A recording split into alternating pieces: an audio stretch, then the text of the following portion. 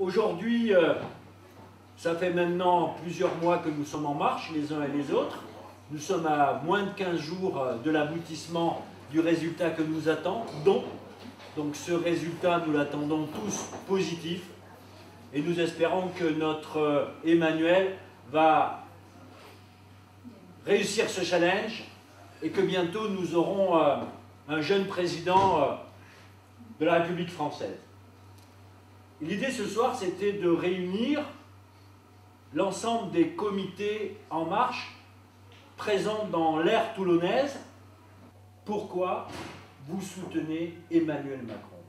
Et vous êtes toujours là, et nous sommes de plus en plus. Aujourd'hui, nous sommes plus de 240 000, le premier parti politique de France. Pourquoi cette profonde motivation? Première raison, c'est parce que c'est un personnage qui est sorti du clivage habituel gauche-droite et qui a eu la possibilité d'exprimer clairement que les hommes de gauche avaient des idées qui étaient de bonnes idées et que les hommes de droite avaient des idées qui étaient aussi de bonnes idées, qui est une vision ouverte, générale, qui tend vers l'adjonction de tout ce qu'il y a de positif dans les politiques économiques et les politiques sociales.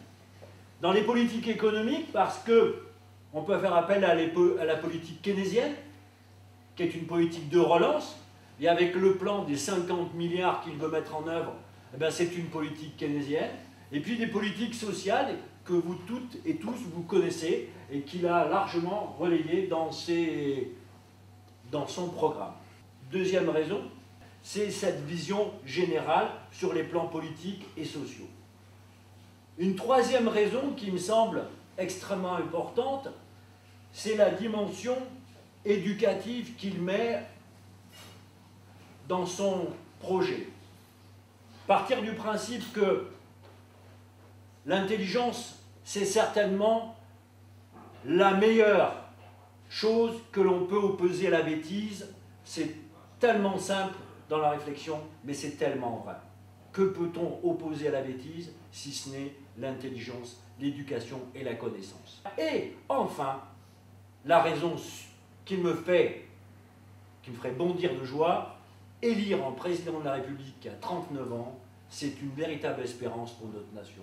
C'est un renouveau, une dynamique économique, une dynamique sur le plan philosophique, même si on peut avoir un peu de philosophie dans la politique, on peut imaginer que comme Barack Obama a été élu aux États-Unis pour la première fois, on a élu un président noir, nous, pour la première fois, nous allons élire un président qui a 39 ans.